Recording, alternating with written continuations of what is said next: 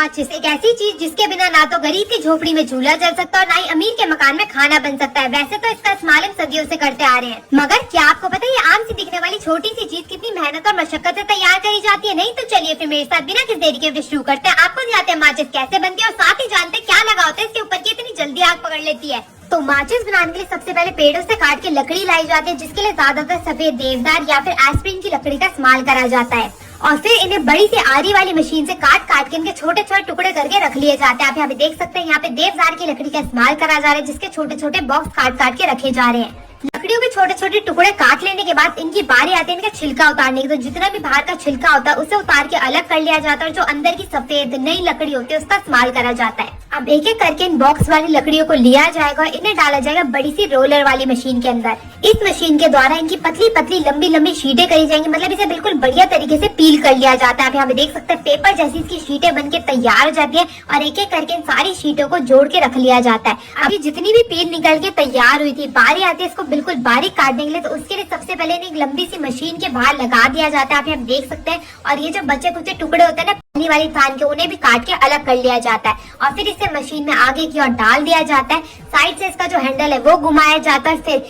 ये जो आगे की तरफ आप छोटे छोटे टुकड़े देख रहे हैं, ये होती है वेस्टेज, जिसे निकाल के अलग कर लिया जाता है और फिर मशीन को बिल्कुल अच्छे से फिट कर दिया जाता है। अब इस तेज धार वाली मशीन की मदद से सारी की सारी जो पील करी हुई लकड़ी की शीटें थी वो तिल्लियों में तब्दील हो जाएंगी। मैं आपको बता दूं, इस मशीन के द्वारा 1 मिनट में 10,000 तिल्लियां बनाई जाती है और हमारे देश में जितनी खपत है ना माचिस की भैया, उसके हिसाब से तो 10,000 भी बहुत ही कम है। अब जैसे जैसे तिल्लियां निकलती जाएंगी फिर इन्हें धूप में सुखाने के लिए रख दिया जाएगा, क्योंकि यहाँ पे जो लकड़ी होती है ना अंदर की वो थोड़ी सी गीली होती है और यहाँ पे तिल्लियों को जो सुखाना है ना वो बहुत ज्यादा जरूरी है। तो इन्हें पैरों से बिल्कुल बढ़िया तरीके से फैला के ऐसी धूप में छोड़ दिया जाएगा 1 दिन के लिए। इसके बाद बारी आ गई स्प्लिट ट्रीटमेंट की, जिसमें बड़े से इंजन में जो खोखली लकड़ी के टुकड़े थे ना उसे डाल के हमारी लकड़ियों को कार्बोनेट करा जाएगा, जिसका मतलब है बिना हवा के उन्हें दोबारा से पकाया जाएगा ताकि जो लकड़ियां है ना वो सॉलिड रखे। तो यहाँ पे जो हमारी सूखी हुई तिल्लियां आ चुकी है, बोरा भर के इन्हें रख लिया जाता है और उसके बाद जितनी भी तिल्लियां इसे डाला जाएगा इस बड़ी सी मशीन में। तो आप यहाँ पे देख सकते हैं एक ही बोरी में करीब करीब 1 लाख से 1.5 लाख तिल्लियां होती हैं। तो आप एक करके सारी की सारी तिल्लियों को एक बड़े से ड्रम में भरा जाएगा और डाल दिया जाएगा इस बड़ी सी विशाल मशीन में। इसमें छोटे छोटे छेद लगे होते हैं ताकि ये जो तिल्ली है ना वो नीचे की ओर से छन के आती रहे और ऊपर जितनी भी मोटी फंसी सीखें थी वो अलग हो सके।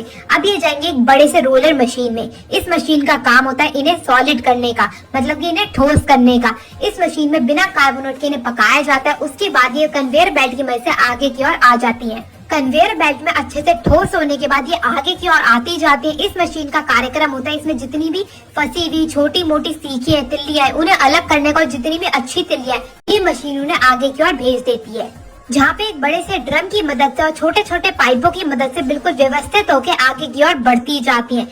और इस मशीन द्वारा इन्हें प्रेशर देके उल्टी बेल्ट पे टिकाया जाता है ताकि इन पे वैक्स लगाने का कार्यक्रम जो है वो आसान हो सके। आप यहाँ पे देख सकते हैं सारी की सारी जो सीखें इन्हें उल्टा करके लगा दिया गया। अब एक एक करके इन्हें केमिकल वाले घोल में भिगोया जाएगा, जिसमें होता है अमोनिया फॉस्फेट, जो कि बनाता है और भी ज्यादा स्ट्रॉन्ग सारी की सारी सीखों को। उसके बाद इन्हें पैराफिन वैक्स में भिगोया जाता है जो कि गर्म रहती है ताकि वो आसानी से सीखों के ऊपर चिपक सके।